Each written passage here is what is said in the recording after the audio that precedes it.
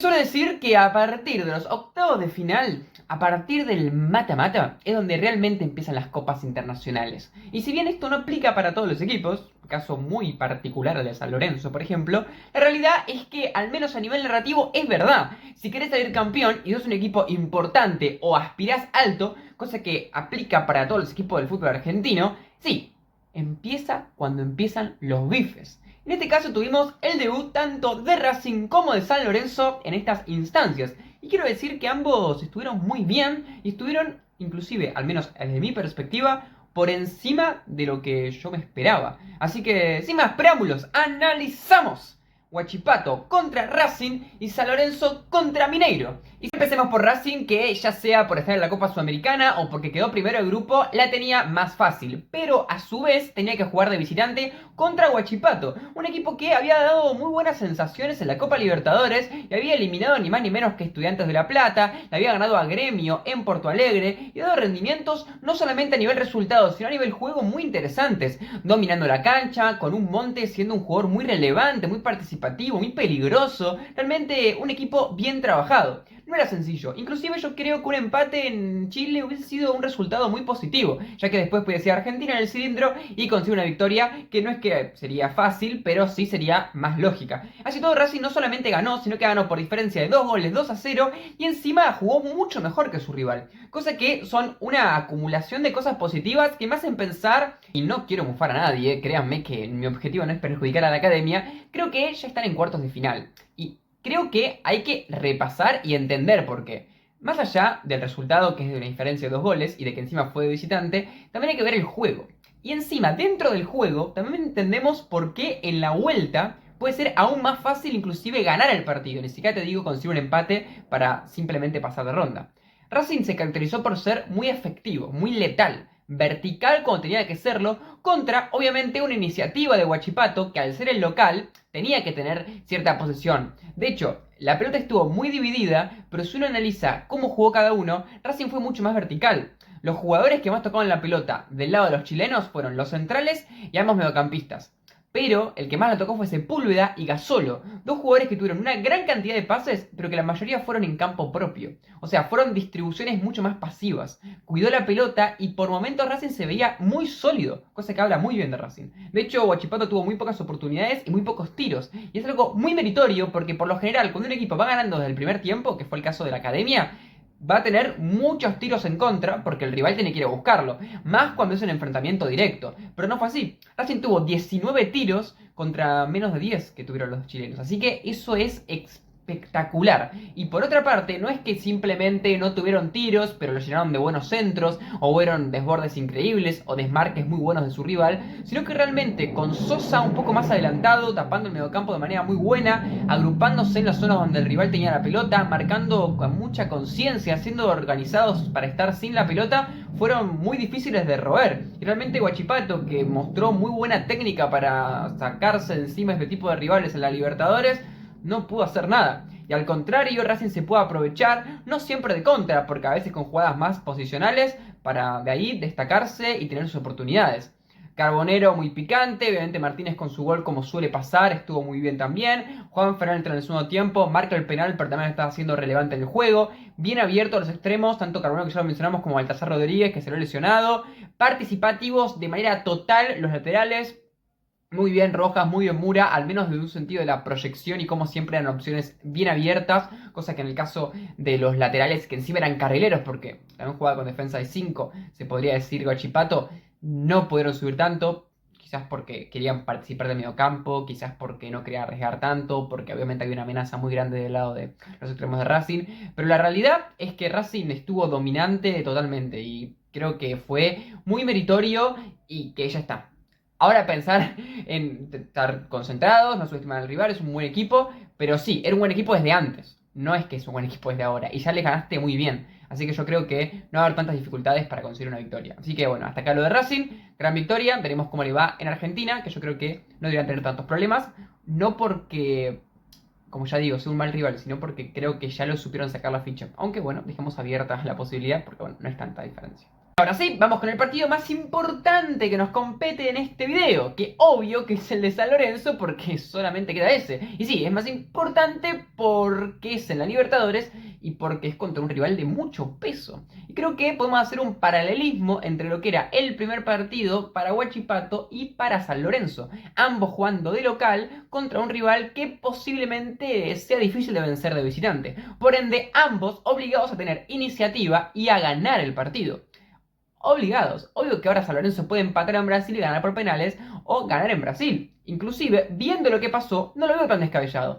Pero hay que entender que lo que pasó, que ahora vamos a detallarlo un poco más, también pasó porque fue de local, porque tenés aliento de tu gente, porque tu rival juega de visitante y no tiene aliento de su gente, y también porque en una ida en lo que suele pasar son todos más conservadores.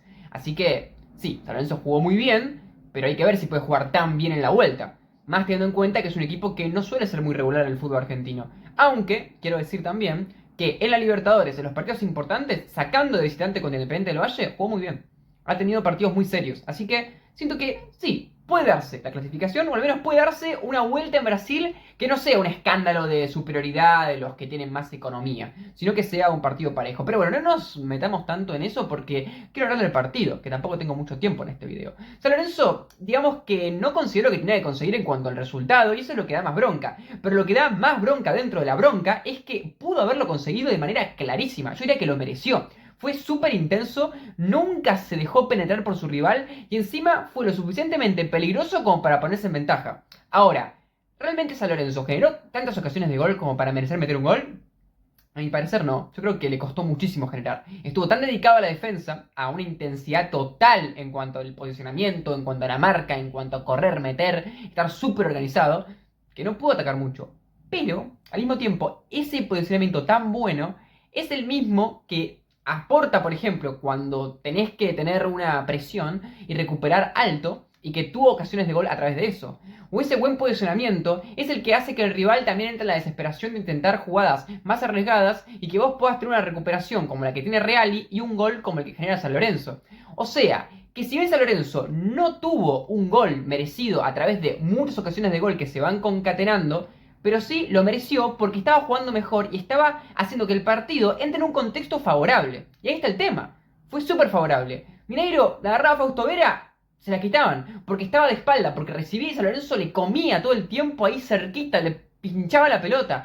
Tripiquio, Irala, tremendos partidos, súper intensos. Obviamente, más que nada el primer tiempo. Poco a poco después fueron amainando porque se van cansando. Reali no es que tuvo un partido increíble, al menos a mi parecer, porque desde el relato creo que lo inflaron un poco. Pero fue muy, pero muy práctico. Tenía que defender, tenía que retrasarse, se retrasaba. Cuando tenía que subir, estaba gambeteaba, generaba faltas, tiró un centro perfecto. Cuello lo mismo, tampoco tuvo tantas intervenciones, pero cuando apareció, apareció de manera perfecta. Y no era una definición tan sencilla. Y Cuello no es un 9 tan de área como otros que pueda haber tenido San Lorenzo en el pasado o como unos que tiene el banco como ese caso de Bombergar.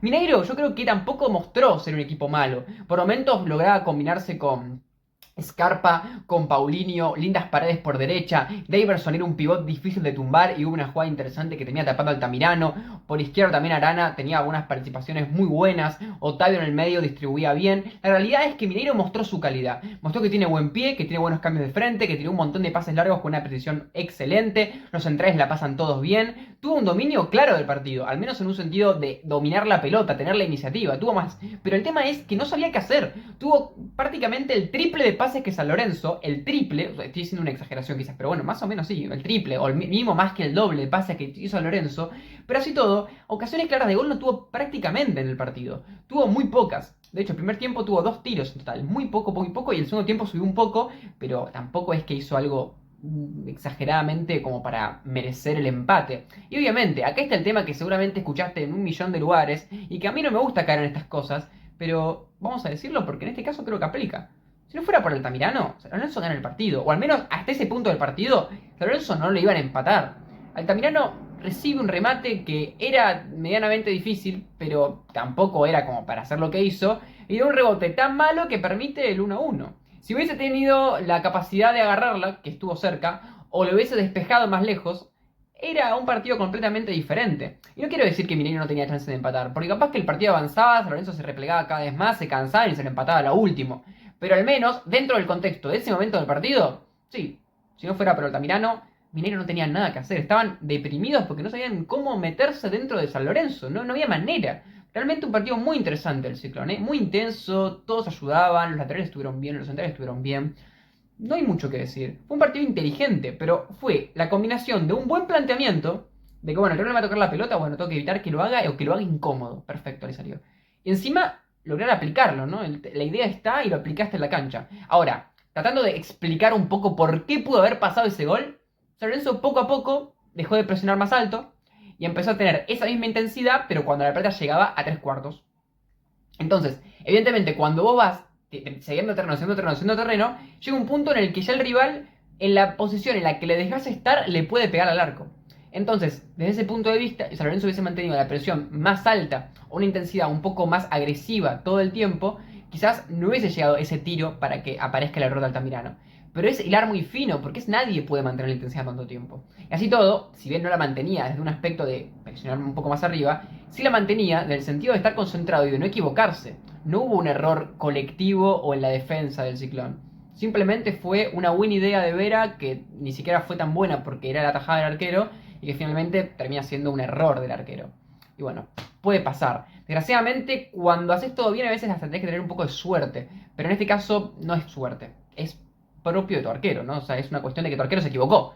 Pero bueno, podemos llamarlo también mala suerte porque no tiene que ver con el planteamiento, con que San Lorenzo sea un equipo inferior. Pero bueno, quizás uno podría decir, bueno, ahí está la jerarquía de arquero, ¿no? Pero creo que tampoco que Altamirano sea un arquero malo. Al contrario, creo que es una posición en la que San Lorenzo está bien parado, no está mal parado. Hay posiciones en las que tienen jugadores de menor nivel, con menor rodaje, con menos experiencia. Y Altamirano, para nada es así. Pero bueno, veremos, quizás hay penales en la vuelta y Altamirano termina siendo el héroe. Pero bueno, tampoco quiero mufar nada porque sé cómo son.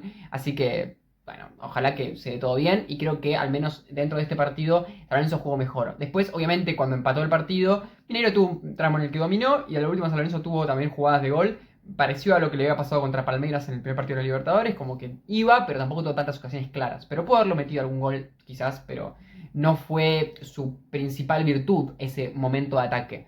Lo que hizo bien San Lorenzo fue hasta que le metió el 1-1, cómo aguantó, cómo jugó inteligentemente, cómo hizo que su rival, con todo el talento que tenía, no pueda hacer nada. Muy interesante, la verdad. Yo creo que puede ganarla cualquiera, un equipo que juega así, pero bueno, tiene que tener todo bien. Hasta esa tajada del Altamirano y quizás hasta lograr meter un gol más, porque también fue un equipo que no tuvo mucha contra, ¿no? Estuvo tan dedicado a la defensa que si bien el rival estaba súper arriesgado hacia el ataque en muchos momentos, no pudo contraatacarlo mucho. Y también eso habla de que estaba demasiado defensivo. Pero bueno, no lo culpo, estaba ganando ya, entonces también, ¿qué voy a decir? Pero bueno, hasta acá el video, espero que te haya gustado. Evidentemente no puedo analizar tan a fondo, no porque no quiera, sino porque muchas veces me anoto 1000 cosas de cada jugador, o hablo de más del otro equipo. Pero bueno, teniendo en cuenta que son equipos extranjeros, los otros equipos, que no hablo tanto de ellos por esa razón, yo me dedico más al fútbol argentino. Parece que hasta acá está bien, así todos si tienes alguna pregunta, una inquietud o alguna cosa que pensás que yo no dije y que era muy importante para el partido, comentala, decilo, explicate todo lo que vos quieras en los comentarios, yo te leo. Y bueno, si querés dar un like también, que me ayuda mucho a que se visibilice el video. Y si querés ayudarme más todavía, puedes suscribirte al canal, ya que bueno, me ayuda cada vez que alguien se suscribe, porque estoy un poquito más cerca de monetizar algún día y por ende de algún día poder vivir de esto. Así que si querés ayudarme algún día a vivir de esto, y a cumplir mi sueño, te agradezco mucho. Así que sin más preámbulos nos vemos, y como ya dije, cualquier cosa que quieran comentarme, aclararme, corregirme, contradecirme, comentarios. No importa cuánto tarden en hacerlo, no importa, yo los leo.